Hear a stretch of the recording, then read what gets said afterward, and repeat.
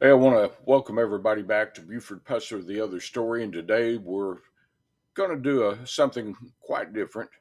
As most of you know, Selmer was hit by an EF3 tornado Thursday morning, and Selmer suffered a lot of damage.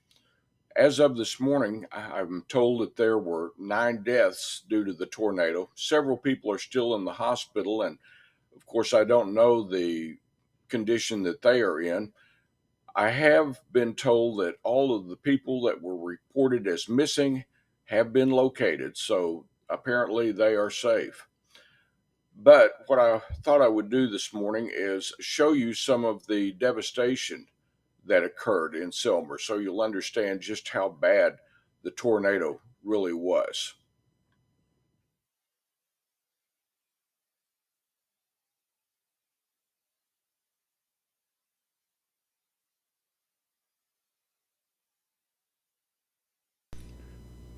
As you can see, there was lots of devastation in the town. Houses either damaged or totally destroyed, and debris was everywhere. And here you see us coming up on an apartment complex.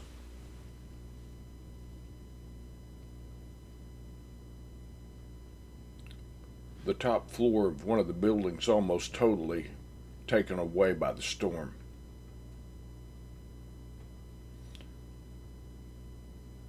The tornado path stretched for a long ways.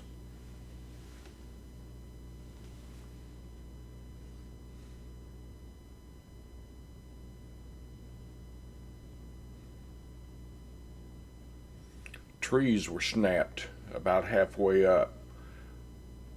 Debris was just strewn everywhere.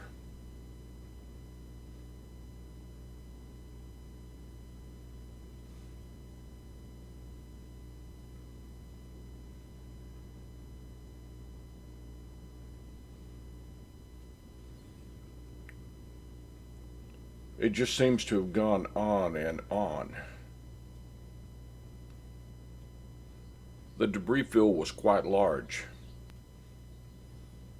Some areas just down to the slab, others with just barely anything remaining.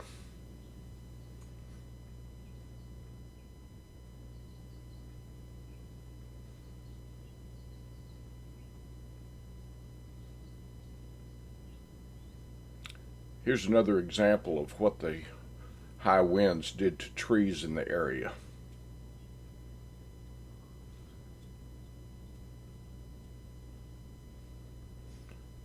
Mobile homes in the community didn't stand a chance against the high winds. Here you see ambulances waiting to see if there's anyone that they can help. The entire contents of some places was just totally exposed to the weather.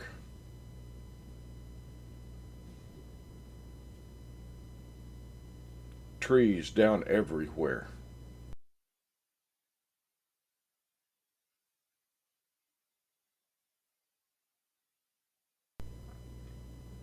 Cars upside down. Here's another example of a slab totally cleared of any structure that was once on it.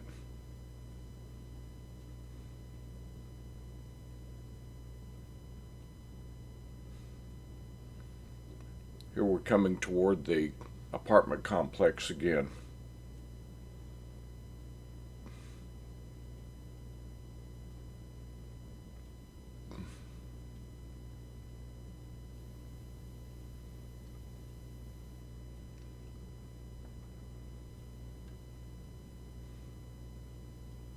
You see where it appears that cars have been blown partially sideways, one on its side. People's lives just totally disrupted.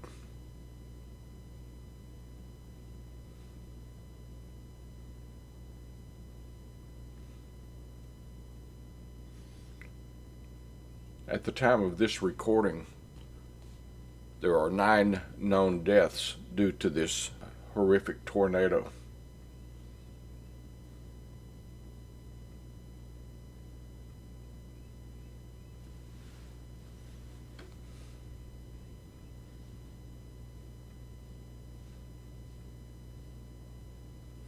All this happened in the dark of night, so a lot of people didn't know it was coming, didn't know it was upon them until it was already there and too late to do anything. Too late to take cover.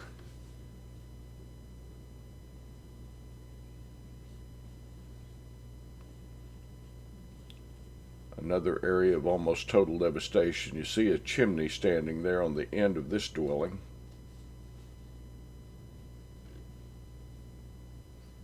Debris scattered everywhere.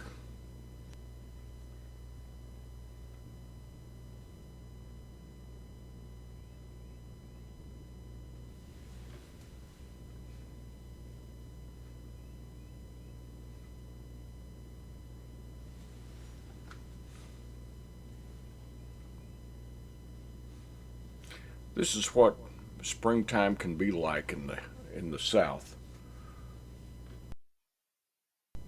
The same system that brought this storm to Selmer also brought tornadoes to Lake Village, Arkansas, over in the northeast corner of the state, just across the state line from Memphis. These photographs were taken just after the tornado. As you can see, it's still dark. Yet people were still out surveying the damage, trying to help. Debris piled everywhere, homes gone.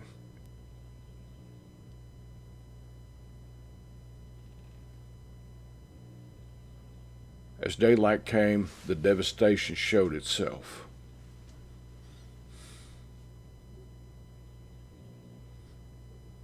Cars mangled, debris, personal belongings, trees down on vehicles.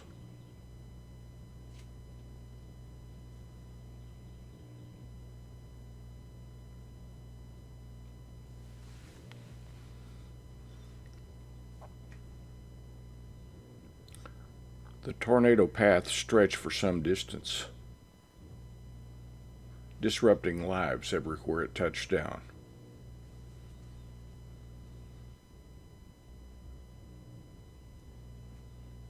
The landscape changed for a long time. Ambulances on scene. Nothing seemed to have been spared. And there you have it, folks. Now you know what Selmer looked like after it was hit by a devastating tornado. 9 people lost their lives at this point. The 20 that were reported missing, however, have been located, and most seem to be doing well. But the tornado is going to leave a scar on Selmer. It's not going to look the same. At any rate, now that you've been updated on this, next week we'll be back to the other story, and we're going to be discussing the Phoenix City, Alabama story and comparing it to the State Line mob. And I want to show you how there was absolutely no connection between the two. So until then, just remember, truth has no agenda, and thanks for watching.